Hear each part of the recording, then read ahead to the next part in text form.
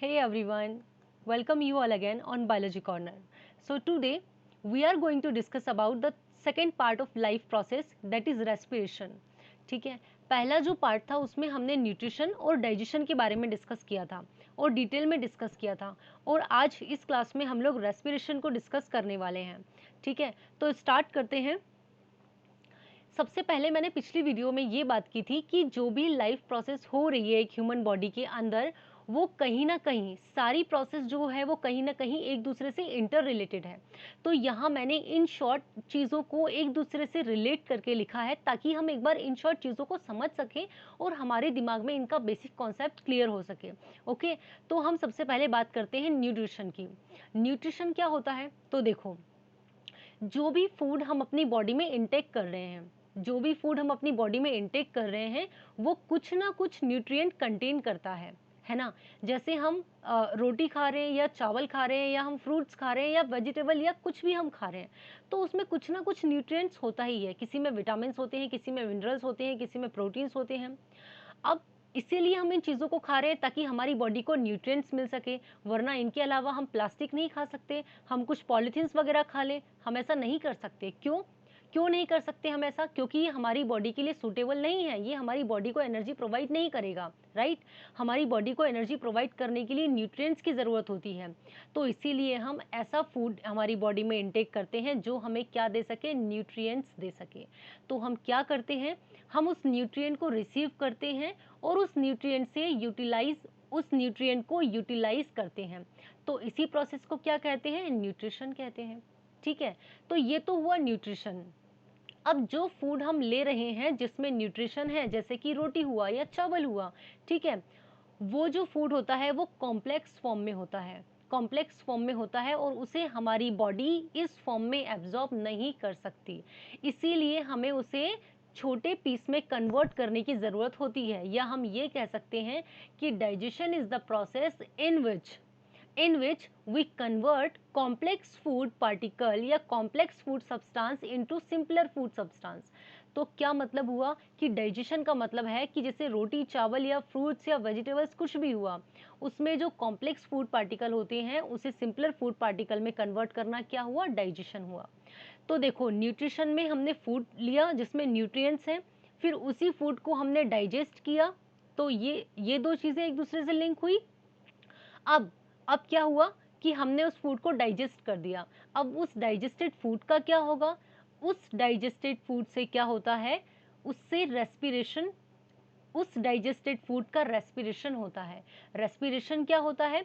Release energy from digested food. वो जो digested food है उससे एनर्जी रिलीज करना, उसे क्या कहेंगे? रेस्पायरेशन कहेंगे. ठीक है, तो ये लिंक हुआ एक दूसरे से. अगर डाइजेस्टेड फूड होता ही नहीं, अगर डाइजेशन की प्रोसेस बॉडी में होती ही नहीं, तो रेस्पिरेशन कैसे होता? ठीक है, तो ये तीन चीजें हुई जो एक दूसरे से लिंक है. अब रेस्पिरेशन हो गया. रेस्पिरेशन में क्या हुआ? एनर्जी जनरेट हुई, ऑक्सीजन रिलीज हुई. ठीक है, अब होती है ट्रांसपोर्टेशन की प्रोसेस. ट्रांसपोर्टेशन का मतलब क्या है? मतलब चीज़ों को एक प्लेस से दूसरी प्लेस पर लेके जाना. ठीक है, ये होता है ट्रांसपोर्टेशन. हमारी बॉडी में ट्रांसपोर्टेशन कौन करता है? हमारी बॉडी में जो ट्रांसपोर्टेशन का काम है, जो डिलीवरी का काम है, वो करता है ब्लड. ठीक है, तो ब्लड इस काम के लिए रिस्पॉन्सिबल है. अब ब्लड किसका ट्रांसपोर्ट करेगा? जो अभी यहाँ पे रेस्पिरेशन में रिलीज हुआ है, क्या? एनर्जी या ऑक्सीजन. तो जो ब्लड है वो ऑक्सीजन को लेके, ऑक्सीजन को अपने साथ बाइंड करके क्या करता है? बॉडी के डिफरेंट पार्ट्स में जो सेल्स प्रेजेंट है ना, वहां तक उस ऑक्सीजन को पहुंचाता है. ये तो सभी लोगों को पता है कि पूरी बॉडी जो है उसमें सेल्स ही सेल्स हैं, यानी कि मिलियंस नंबर ऑफ सेल से मिलके हमारी बॉडी बनी हुई है. तो मैं कहूँ हमारे ब्रेन से लेके हमारी फिंगर टिप या हमारे पैर में जो फिंगर है ना, जो टो है, उसमें भी कई सारी सेल्स प्रेजेंट हैं. तो हमारी बॉडी के हर एक सेल को ऑक्सीजन की भी नीड है. तो यहाँ पे जो ऑक्सीजन के लिए ऑक्सीजन को ट्रांसपोर्ट करने का काम है वो कौन कर रहा है? ब्लड कर रहा है. तो इस तरह हमने इन शॉर्ट देखा है कि चीज़ें किस तरह एक दूसरे से रिलेटेड हैं. ठीक है, तो हर एक प्रोसेस एक दूसरे से लिंक है. तो हमने न्यूट्रिशन को पढ़ लिया था, हमने डाइजेशन को पढ़ लिया था, और आज हम बात करने वाले हैं रेस्पिरेशन की. ठीक है, तो अगर बात करें रेस्पिरेशन किस तरह होता है या क्या होता है रेस्पिरेशन, तो मैं ये कह सकती हूँ कि जो भी फूड हम इनटेक कर रहे हैं अपनी बॉडी में, उससे एनर्जी रिलीज करना वो क्या होता है, रेस्पिरेशन होता है, ठीक है। या the process of releasing energy, the process of releasing energy from food, और फूड में बेसिकली क्या, ग्लूकोज, क्योंकि ग्लूकोज ही क्या है, बेसिक सोर्स है एनर्जी का, ठीक है। तो the process of releasing energy from food is called respiration, ठीक है। या फिर मैं कह सकती हूँ the process in which the cells of an organism obtain energy by oxygen and glucose is called respiration, ठीक है। तो अगर कोई ऑर्गेनिज्म है, वो अपने फूड से, वो अपने ऑक्सीजन से, वो अपने ग्लूकोज से in the presence of oxygen अगर एनर्जी ऑब्टेन कर रहा है, तो मैं उसे क्या कहूंगी, रेस्पिरेशन कहूंगी, ठीक है। इट इन्वॉल्व्स ब्रीदिंग, और रेस्पिरेशन जो है वो ब्रीदिंग को भी इन्वॉल्व करता है। कई बार क्या होता है कि हम कंफ्यूज होते हैं ब्रीदिंग और रेस्पिरेशन में, कई बार हम कंफ्यूज होते हैं ब्रीदिंग और रेस्पिरेशन में, तो इसे समझने के लिए हम यहाँ दोनों में डिफरेंस क्लियर कर लेते हैं, ठीक है। अब देखो ब्रीदिंग क्या होता है, movement of air into and out of the lungs, मतलब एयर का मूवमेंट होता है यहाँ बॉडी के अंदर और बॉडी के बाहर, ठीक है। और रेस्पिरेशन क्या होता है, break down of food, break down of food to release energy, respiration में क्या होता है, फूड का ब्रेक डाउन होता है ताकि एनर्जी रिलीज हो सके, मतलब दोनों की प्रोसेस में ही बहुत लार्ज डिफरेंस है ना। यहाँ केवल एयर का मूवमेंट हो रहा है जो लंग्स के अंदर और लंग्स के बाहर जा रही है, ठीक है। एयर यहाँ कौन सी अंदर और कौन सी बाहर जाती है, तो जो ऑक्सीजनेटेड रिच, जो ऑक्सीजन रिच एयर होती है वो लंग्स में जाती है, और जो कार्बन डाइऑक्साइड रिच एयर होती है वो लंग्स से बाहर निकलती है, ठीक है। तो ये तो हुआ ब्रीदिंग। और अगर बात करें रेस्पिरेशन की, तो हम जो खाना खा रहे हैं उससे उसे ब्रेक डाउन करके उससे एनर्जी रिलीज करना, इसे क्या कहते हैं, रेस्पिरेशन कहते हैं, ठीक है। ये वाली चीज क्लियर हुई। अब नेक्स्ट पे चलते हैं। ब्रीदिंग में मसल्स आर इन्वॉल्व्ड, जबकि रेस्पिरेशन में मसल्स आर नॉट इन्वॉल्व्ड। ऐसा क्यों कहा है, इसका डायरेक्टली मतलब है कि ब्रीदिंग जो है वो वॉलेंट्री एक्शन है या वॉलेंट्री प्रोसेस है, और रेस्पिरेशन जो है वो इनवॉलेंट्री प्रोसेस है। अब वॉलेंट्री और इनवॉलेंट्री का क्या मतलब हुआ, तो वॉलेंट्री और इनवॉलेंट्री का मतलब है कि वॉलेंट्री प्रोसेस वो प्रोसेस होती है जिसे हम अपनी विल से कंट्रोल कर सकते हैं, जिसे हम अपनी इच्छा से कंट्रोल कर सकते हैं, उसे क्या कहते हैं, उसे कहते हैं इनवॉलेंट्री प्रोसेस, उसे कहते हैं वॉलेंट्री प्रोसेस, सॉरी। और जिसे हम अपनी इच्छा से कंट्रोल नहीं कर सकते उसे हम कहते हैं इनवॉलेंट्री प्रोसेस। अब एक एग्जांपल देखते हैं। आप अगर चाहे तो लंबी सांस ले सकते हैं, अगर आप चाहे तो लंबी सांस छोड़ सकते हैं, और अगर आप चाहे तो कुछ देर तक सांस रोक भी सकते हैं। तो ये काम आप अपनी मर्जी से कर पा रहे हो, तो इसलिए इसे क्या कहेंगे, इस प्रोसेस को क्या कह सकते हैं, ये वॉलेंट्री एक्शन है, आप अपनी मर्जी से इसे कर रहे हो। लेकिन अगर आप कहो कि भाई बॉडी के अंदर जो फूड का ब्रेकडाउन हो रहा है वो ना हो, वो रुक जाए, अभी ना हो वो कल हो जाए, तो ऐसा नहीं हो सकता। आप कहो कि दिल का धड़कना बंद हो जाए, है ना, कुछ देर के लिए, तो ऐसा नहीं हो सकता। क्यों, क्योंकि ये इनवॉलेंट्री एक्शन है, ठीक है। नेक्स्ट क्या है, energy is not released. Breathing में एनर्जी रिलीजिंग का कोई सिस्टम नहीं है, यहाँ केवल जो एयर है वो लंग्स में जा रही है, और जो कार्बन डाइऑक्साइड रिच एयर है वो लंग्स से बाहर आ रही है, ठीक है। लेकिन यहाँ पे ऑल अबाउट एनर्जी रिलीजिंग, ठीक है। तो यहाँ पे एनर्जी रिलीज हो रही है, क्योंकि मेन पॉइंट यहाँ यही है कि फूड का ब्रेकडाउन हो और एनर्जी रिलीज हो, है ना। नेक्स्ट पॉइंट क्या है, takes place in and out of the lungs. यहाँ पे क्या हो रहा है, ब्रीदिंग में क्या हो रहा है, यहाँ पे लंग्स में, यहाँ पे लंग्स में ये प्रोसेस हो रही है, ठीक है। और यहाँ पे रेस्पिरेशन की प्रोसेस कहाँ हो रही है, बॉडी सेल्स के अंदर हो रही है। तो ब्रीदिंग और रेस्पिरेशन में बहुत ज़्यादा डिफरेंस है, ठीक है। या फिर आप ऐसा बोल सकते हो कि जो ब्रीदिंग है वो रेस्पिरेशन का ही एक पार्ट है, ठीक। नेक्स्ट क्या है, टाइप्स ऑफ रेस्पिरेशन। अब रेस्पिरेशन मतलब क्या, प्रोड्यूसिंग ऑफ एनर्जी। अब टू टाइप्स में इसे डिवाइड किया है, एरोबिक रेस्पिरेशन और एनारोबिक रेस्पिरेशन। देखो बिल्कुल सिंपली है, रेस्पिरेशन मतलब प्रोड्यूसिंग एनर्जी, ठीक है। जहाँ पे एरोबिक रेस्पिरेशन की बात हो रही है मतलब वहाँ ऑक्सीजन प्रेजेंट है, वहाँ ऑक्सीजन प्रेजेंट है। और जहाँ एनारोबिक रेस्पिरेशन की बात हो रही है वहाँ ऑक्सीजन प्रेजेंट नहीं है, मतलब वहाँ ऑक्सीजन क्या है, एब्सेंट है, ठीक। अब देखते हैं, producing energy in the presence of oxygen. ये क्या हुआ, एरोबिक रेस्पिरेशन हुआ। अब यहाँ पे ये बात ध्यान रखना कि ऑक्सीजन जो है यहाँ पे सिक्योरिटी का काम कर रहा है, चेकर का काम कर रहा है कि अगर अगर ऑक्सीजन प्रेजेंट होगी, अगर ऑक्सीजन प्रेजेंट होगी तो जो फूड का ब्रेकडाउन हो रहा है वो कंप्लीटली होगा, मतलब पूरी तरह से सिस्टमेटिक फूड का ब्रेकडाउन होगा। लेकिन अगर ये ऑक्सीजन जो कि सिक्योरिटी का काम यहाँ कर रहा है, चेकर का काम यहाँ कर रहा है, अगर ये यहाँ नहीं होगा तो फूड का ब्रेकडाउन भी कंप्लीटली नहीं होगा। ठीक है, तो ऑक्सीजन को यहाँ कैसे याद रखना है, सिक्योरिटी की तरह याद रखना है। तो यहाँ बात हुई कि यहाँ पे एनर्जी प्रोड्यूस हो रही है in the presence of oxygen. ठीक है, कंप्लीट ब्रेकडाउन ऑफ ग्लूकोज, अभी हमने पढ़ा जहां ऑक्सीजन होगी, जहां सिक्योरिटी होगी, वहां पे कंप्लीट ब्रेकडाउन हो जाएगा हमारे ग्लूकोज का, हमारे फूड का। ठीक है, अगर ग्लूकोज का कंप्लीट ब्रेकडाउन हो गया तो एनर्जी तो रिलीज होगी ही। क्यों? क्योंकि ग्लूकोज का कंप्लीट ब्रेकडाउन हो चुका है, अब फूड कंप्लीटली हमारा ब्रेक हो चुका है, तो वहां से सारी एनर्जी जो होगी वो रिलीज हो जाएगी। तो यहाँ पे 38 एटीपी रिलीज होती है। यहाँ एटीपी क्यों लिखा है? क्योंकि एटीपी के फॉर्म में ही यहाँ एनर्जी रिलीज होती है।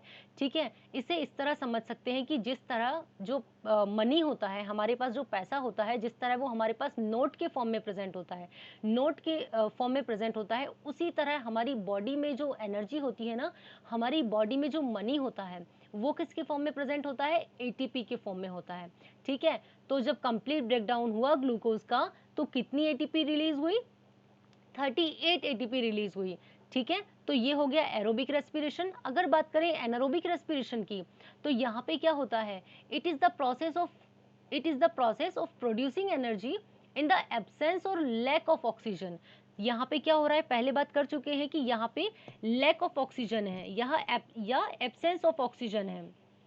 ठीक है, अब इनकम्प्लीट ब्रेकडाउन ऑफ ग्लूकोज, अब यहाँ पे ऑक्सीजन जो है वो एब्सेंट है, मतलब सिक्योरिटी गार्ड यहाँ नहीं है, तो जो ब्रेकडाउन होगा वो भी लेजी तरीके से होगा, कंप्लीटली नहीं होगा, इनकम्प्लीट होगा। जब इनकम्प्लीट ब्रेकडाउन होगा ग्लूकोज का तो एनर्जी भी रिलीज नहीं हो पाएगी। तो यहाँ पे कितने एटीपी मिलेंगे, 2 एटीपी मिलेंगे। ठीक है, या फिर इसे इस तरह भी समझ सकते हो कि जो ग्लूकोज होता है वो 6 कार्बन मॉलिक्यूल होता है, इसमें 6 कार्बन एटम होते हैं, हर एक कार्बन के बीच में बॉन्ड होता है। अगर ग्लूकोज कंप्लीटली ब्रेक हो जाएगा मतलब सारे बॉन्ड्स टूट जाएंगे। जब सारे बॉन्ड्स टूट जाते हैं, ब्रेक हो जाते हैं, तो एनर्जी रिलीज होती है। अगर बॉन्ड्स कम ब्रेक होंगे तो कम एनर्जी रिलीज होगी। ठीक है, नेक्स्ट बात करते हैं break down of glucose in 3 steps. अब देखो, अभी क्या हमने पढ़ा, अभी हमने पढ़ा रेस्पिरेशन। ठीक है, रेस्पिरेशन में हमने बात की ग्लूकोज की। अब ये ग्लूकोज सेल तक कैसे पहुंच रहा है, पहले इन शॉर्ट उसको समझ लेते हैं। ठीक है, देखो, ऑल्दो हम डिटेल में डिस्कस करेंगे, हम यहाँ केवल इन शॉर्ट चीजों को देख रहे हैं। ठीक है, सबसे पहले हमने क्या किया, ब्रीदिंग किया, ब्रीदिंग करके ब्रीदिंग किया हमने, तो जो हमारी ऑक्सीजन रिच जो एयर है वो हमारे लंग्स तक पहुंच गई, हमारे लंग्स तक पहुंच गई। अब हमारे लंग्स जो होते हैं ना, वो साइट होते हैं एक्सचेंज की, वहां पे गैसेस का एक्सचेंज होता है। ठीक है, तो यहाँ पे सेकेंड नंबर पे क्या प्रोसेस हो रही है, exchange of gases between lungs and blood. Breathing जब हमने किया तो जो एयर थी वो लंग्स तक पहुंच गई। अब लंग्स तक पहुंचने के बाद ये जो ऑक्सीजन होती है ये कहाँ जाती है, इस ऑक्सीजन को ब्लड के साथ कहाँ जाना होता है, बॉडी में जाना होता है। कैसे जाती है, क्या प्रोसेस है, इसको हम आगे डिस्कस करेंगे, यहाँ हम इन शॉर्ट बात कर रहे हैं।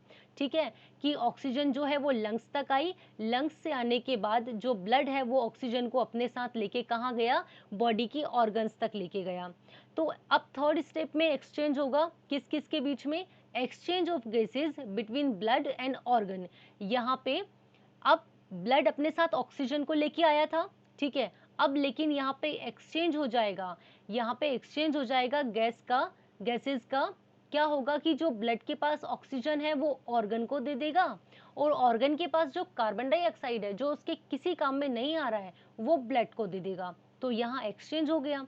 ठीक है, तो ब्लड जो है कार्बन डाइऑक्साइड को लेके कहाँ चला गया, लंग्स के पास चला गया, ताकि लंग्स से एक्सहेलेशन के थ्रू जो कार्बन डाइऑक्साइड है वो बाहर निकल जाए। ठीक है, और ऑर्गन्स में अब क्या आ गया, ऑर्गन्स में क्या आ गया, अब यहाँ ऑक्सीजन आ गया। ठीक है, तो अब क्या हो जाएगा, अब ये सेल्स तक पहुंच जाएगा ऑर्गन से, और क्या होगा, सेल्यूलर रेस्पिरेशन होगा। तो यहाँ तक क्या आ गया, ग्लूकोज हमारी सेल्स तक आ गया। ठीक है, यहाँ अगर इधर देखें तो ये जो फूड होगा, जो ग्लूकोज होगा, वो माइटोकॉन्ड्रिया तक जाएगा। अभी हमने बात की ना ऑर्गन तक, ऑर्गन से सेल में चला जाएगा, और सेल के अंदर ही माइटोकॉन्ड्रिया प्रेजेंट होता है, और माइटोकॉन्ड्रिया को क्या कहते हैं, पावर हाउस ऑफ सेल कहते हैं। तो जो भी बॉडी के अंदर एनर्जी से रिलेटेड काम होता है वो कौन करता है, माइटोकॉन्ड्रिया करता है। ठीक है, तो फूड जो था वो इनडायरेक्टली कहाँ आ गया, माइटोकॉन्ड्रिया के पास आ गया। और माइटोकॉन्ड्रिया क्या करती है, क्या करता है, सेल्यूलर रेस्पिरेशन करता है, और सेल्यूलर रेस्पिरेशन करके क्या रिलीज करता है, कार्बन डाइऑक्साइड, वाटर और एनर्जी। ठीक है, तो यहाँ हमने इन शॉर्ट क्या बात की कि हमारा जो ग्लूकोज है वो सेल तक आ गया है, सेल्स तक आ गया है। ठीक है, अब हम बात करते हैं कि ग्लूकोज जब सेल तक आ जाएगा तो 3 स्टेप में उसका किस तरह ब्रेकडाउन हो सकता है। यहाँ पे चीजों को थोड़ा सा इमेजिन करना पड़ेगा। ठीक है, अब देखो ग्लूकोज है, सभी लोग जानते हैं कि 6 कार्बन मॉलिक्यूल है। क्या 6 कार्बन मॉलिक्यूल है, मतलब ये 6 कार्बन से मिलके यहाँ बना होता है। ठीक है, अब ग्लूकोज जब सेल में इंटर करता है तो वो साइटोप्लाज्मा में जाता है। साइटोप्लाज्मा में जैसे ही इंटर करेगा तो ये 6 कार्बन मॉलिक्यूल जो है वो 3 कार्बन मॉलिक्यूल वाले मॉलिक्यूल में कन्वर्ट हो जाएगा, जिसका नाम क्या है, पाइरुवेट। क्या नाम है इसका, पाइरुवेट। ठीक है, अब पाइरुवेट में कन्वर्ट हो गया। यहाँ पे ये चीज हुई, ग्लूकोज 6 कार्बन वाले मॉलिक्यूल से 3 कार्बन वाले मॉलिक्यूल में कन्वर्ट हो गया। अब यहाँ पे 3 तरह से ब्रेकडाउन होगा, जिसमें एक बनेगा सिंगल कार्बन वाला मॉलिक्यूल, एक बनेगा डबल कार्बन वाला मॉलिक्यूल, और एक बनेगा 3 कार्बन वाला मॉलिक्यूल। किस तरह बनेगा, इस चीज को समझना है। ठीक है, अब देखो यहाँ बात करते हैं, सबसे पहले बात करते हैं कि हमारे माइटोकॉन्ड्रिया में चीजें किस तरह होती है। तो माइटोकॉन्ड्रिया की अगर हम बात करें यहाँ, तो जैसे ही पाइरुवेट माइटोकॉन्ड्रिया में इंटर करता है, जैसे ही पाइरुवेट माइटोकॉन्ड्रिया में इंटर करता है तो क्या होता है, माइटोकॉन्ड्रिया में प्रेजेंस ऑफ ऑक्सीजन, यहाँ क्या होता है, प्रेजेंस ऑफ ऑक्सीजन में जो पाइरुवेट होता है वो कार्बन डाइऑक्साइड में, वाटर में और एनर्जी में ब्रेक हो जाता है। ठीक है, तो यहाँ पे कार्बन क्या है, सिंगल कार्बन है यहाँ। अब 6 कार्बन वाला मॉलिक्यूल सिंगल कार्बन वाले मॉलिक्यूल में कन्वर्ट हो गया, ब्रेक हो गया, मतलब क्या हुआ, यहाँ कंप्लीट ब्रेकडाउन ऑफ ऑक्सीजन हो गया, कंप्लीट ब्रेकडाउन ऑफ ग्लूकोज हो गया, सॉरी। ठीक, ये वाली चीज हुई यहाँ। अब क्यों हुआ ऐसा यहाँ, क्योंकि यहाँ पे प्रेजेंस ऑफ ऑक्सीजन है, और कहाँ हुई है ये वाली चीज, माइटोकॉन्ड्रिया में हुई है, इस बात को ध्यान रखना है। ठीक, तो ये तो हुई पहली बात। अगर दूसरी बात करें कि एब्सेंस ऑफ ऑक्सीजन में किस तरह चीज होगी, एब्सेंस ऑफ ऑक्सीजन में इस ग्लूकोज का ब्रेकडाउन किस तरह होगा। ठीक है, तो ये वाली जो प्रोसेस होती है वो कहाँ होती है, यीस्ट में होती है या फंजाई में होती है, हम बोल सकते हैं। ठीक, अब क्या होता है, एब्सेंस ऑफ ऑक्सीजन में जो ग्लूकोज होता है, जो पाइरुवेट होता है, वो किस में कन्वर्ट होता है, इथेनॉल में, जो कि 2 कार्बन मॉलिक्यूल होता है, कार्बन डाइऑक्साइड में और एनर्जी में। ठीक है, इथेनॉल का फॉर्मूला क्या होता है, C2H5OH, C2H5OH।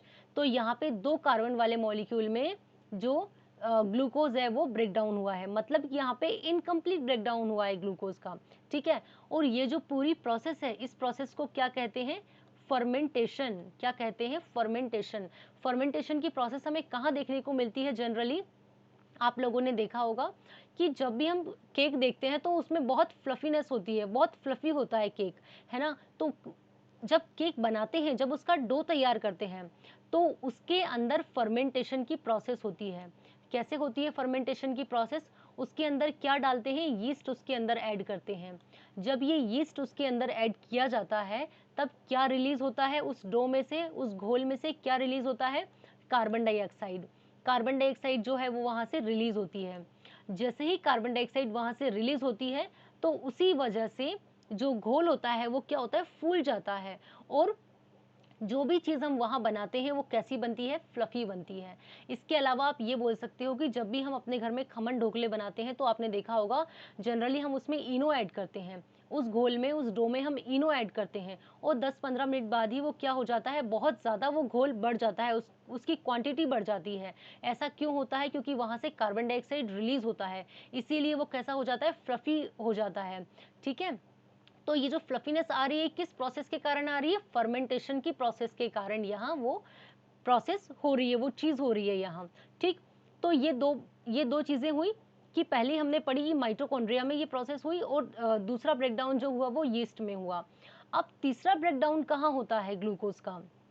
देखो, इसके लिए आप ये समझो कि जब भी आप कोई हैवी एक्सरसाइज करते हो या बहुत तेज आप रनिंग कर रहे हो, फास्ट रनिंग कर रहे हो, तो आपको क्या होता है, बहुत ज़्यादा एनर्जी की नीड होती है, बहुत ज़्यादा एनर्जी की नीड होती है और आपको क्या होता है, आपकी सेल्स को बहुत ज़्यादा एनर्जी की ज़रूरत होती है उस टाइम।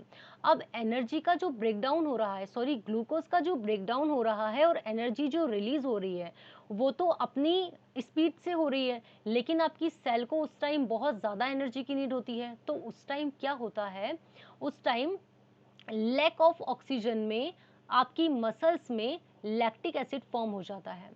इस लैक्टिक एसिड के फॉर्म होने से हमारी मसल्स में क्रैम्प आ जाते हैं, ठीक है, जिन्हें हम अक्सर कहते हैं कि गुल्ले ठस जाते हैं, ठीक है। तो वो क्यों होता है? वो लैक ऑफ ऑक्सीजन की कमी से होता है, वो लैक ऑफ ऑक्सीजन के कारण होता है या ऑक्सीजन की कमी के कारण होता है, ठीक। तो इस तरह से हमने हमने 3 स्टेप में क्या देखा, ग्लूकोज का ब्रेकडाउन देखा।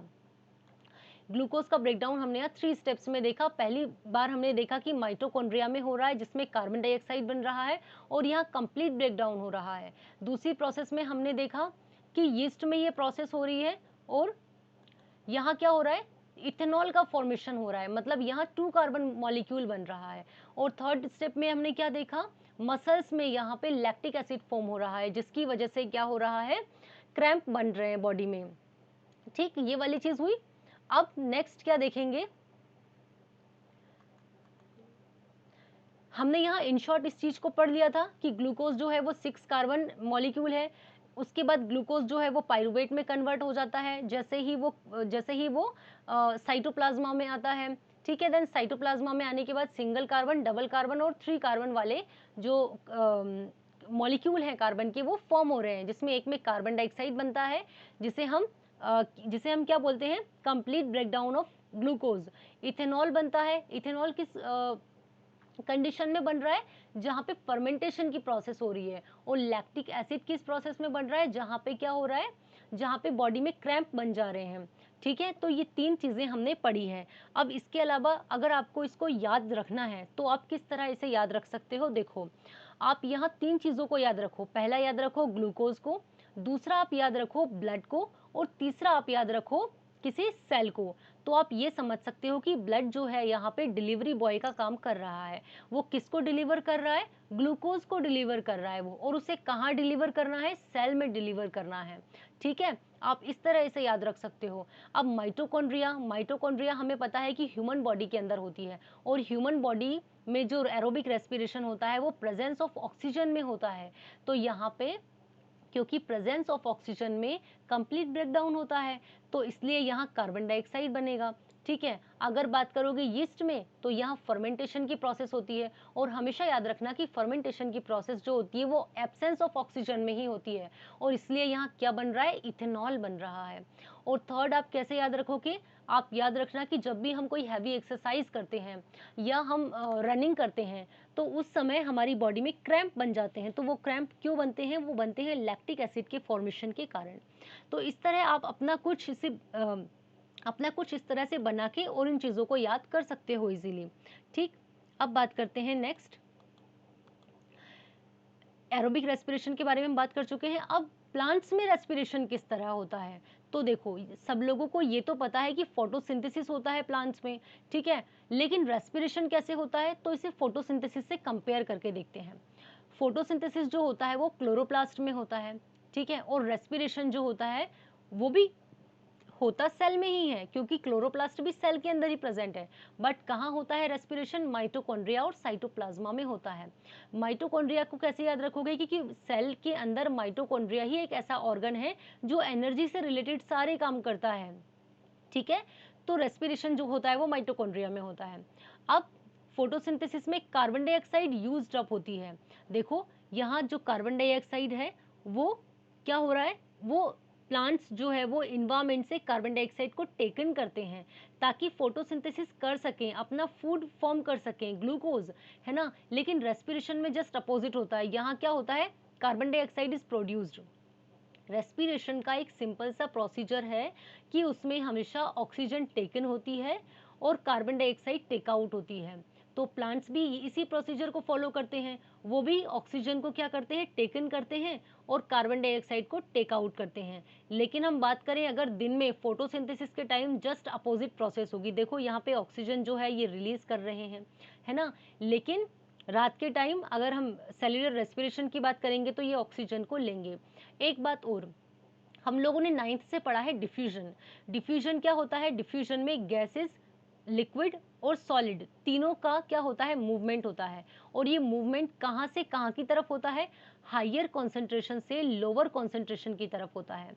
तो अब आप देखो यहाँ डिफ्यूजन की प्रोसेस के थ्रू ही ऑक्सीजन यहाँ पे टेकन और टेक आउट हो रहा है। कैसे, यहाँ पे जो फोटोसिंथेसिस होता है दिन के टाइम, उस टाइम यहाँ प्लांट्स के अंदर ऑक्सीजन बहुत ज़्यादा कॉन्सेंट्रेशन में प्रेजेंट होता है, क्योंकि यहाँ पे अंदर जो प्रोसेस होती है, जो रिएक्शन होती है, उसमें एनर्जी रिलीज होती है, ठीक है। तो इस वजह से यहाँ पे हायर कॉन्सेंट्रेशन होता है लीव्स में, तो यहाँ पे कार्बन डाइऑक्साइड जो है वो हायर कॉन्सेंट्रेशन से लोअर कॉन्सेंट्रेशन की तरफ क्या हो रही है, मूव हो रही है। लेकिन रात के टाइम जस्ट अपोजिट हो जाता है। अब क्योंकि इन्होंने सारी ऑक्सीजन को तो बाहर निकाल दिया, तो रात के टाइम क्या होता है, इन्हें ऑक्सीजन की नीड होती है। और ऑक्सीजन का कॉन्सेंट्रेशन रात के टाइम ज़्यादा कहाँ होता है, बाहर की तरफ ज़्यादा होता है, इन्वायरमेंट में ज़्यादा होता है। तो जो ऑक्सीजन है वो हायर कॉन्सेंट्रेशन से लोअर कॉन्सेंट्रेशन की तरफ मूव होती है, ठीक है। तो ये चीज़ क्लियर हुई। नेक्स्ट है occurs only in green plant. Photosynthesis सबको पता है कि ग्रीन प्लांट्स में ही ग्रीन प्लांट्स में ही ये प्रोसेस होती है। क्यों होती है, क्योंकि फोटोसिंथेसिस होने के लिए, फोटोसिंथेसिस की प्रोसेस के लिए कौन रिस्पॉन्सिबल होता है, क्लोरोफिल। क्लोरोफिल जो कि एक पिगमेंट है और वही क्या करता है, सनलाइट को ट्रैप करता है। तो इसीलिए जो फोटोसिंथेसिस होता है वो हमेशा ग्रीन प्लांट्स में होता है। लेकिन अगर बात करें रेस्पिरेशन की, तो रेस्पिरेशन ग्रीन प्लांट्स में नहीं, ऑल लिविंग ऑर्गेनिजम्स में होते हैं, ठीक है। तो जो भी लिविंग ऑर्गेनिज्म होगा उसमें रेस्पिरेशन होगा। तो प्लांट्स भी लिविंग है, इसलिए प्लांट्स में भी रेस्पिरेशन होता है, ठीक। अब चाहे वो ग्रीन हो या नॉन ग्रीन हो, ठीक। अब बात करते हैं requires presence of light. Photosynthesis में हमेशा लाइट की रिक्वायरमेंट होती है ना, सनलाइट की रिक्वायरमेंट होती है। लेकिन रेस्पिरेशन में ऐसा कुछ नहीं होता। फूड सब्सटेंस सिंथेसाइज्ड, फोटोसिंथेसिस में क्या होता है, यहाँ पे फूड फॉर्म होता है, क्या, ग्लूकोज। और रेस्पिरेशन में क्या होता है, जो सिंथेसाइज फूड है उसका ब्रेकडाउन होता है, ठीक। ये वाली चीज हुई। अब बात करते हैं, अभी तक हमने इन शॉर्ट बात की थी ह्यूमन रेस्पिरेटरी सिस्टम के बारे में, लेकिन अब हम बात करेंगे कि बेसिकली हर एक स्टेप में किस तरह जो रेस्पिरेशन है वो ह्यूमंस में हो रहा है, ठीक है। तो शुरू करने से पहले हम एक बार इस डायग्राम को देख लेते हैं, सारी चीज़ों को एक बार समझ लेते हैं। ये है हमारा रेस्पिरेटरी सिस्टम, ठीक है। अब देखो कहाँ से ये प्रोसेस शुरू होती है, हमारी नोज से, ठीक है। यहाँ से हम एयर इनटेक करते हैं।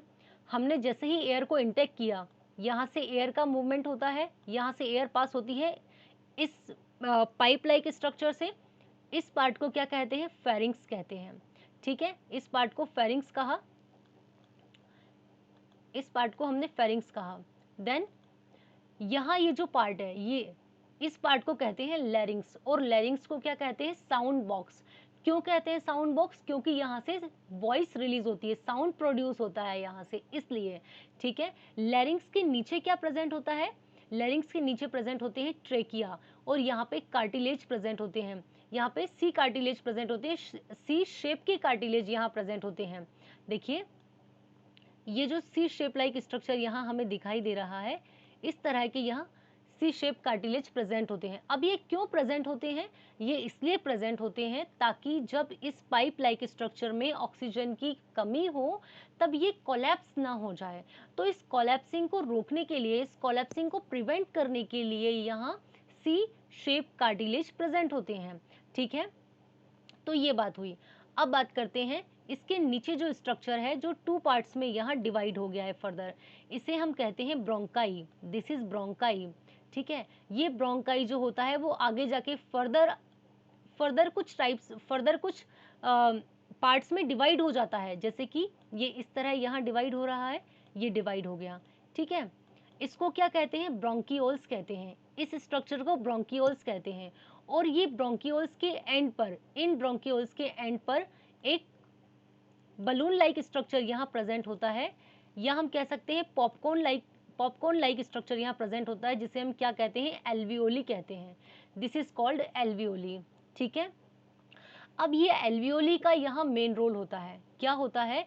एल्वियोली की आउटर सरफेस पर यहाँ ब्लड वेसल्स प्रेजेंट होती है। क्या प्रेजेंट होती है? यहाँ ब्लड वेसल्स प्रेजेंट होती है। और ये ब्लड वेसल्स क्या करती हैं? यहाँ से ब्लड वेसल्स क्या करेंगी? यहाँ से ऑक्सीजन को अपने साथ बाइंड करेंगी और बॉडी के डिफरेंट पार्ट्स तक ले जाएंगी। बॉडी के डिफरेंट पार्ट्स तक ले जाके और अलग अलग पार्ट्स में जो सेल्स प्रेजेंट है वहां तक ले जाके ऑक्सीजन को छोड़ देगी। अब अलग अलग सेल्स में जो माइटोकॉन्ड्रिया प्रेजेंट है वहां पे क्या होगा? सेल्यूलर रेस्पिरेशन होगा। तो एक एक करके इस चीज को समझते हैं। सबसे पहले क्या होता है?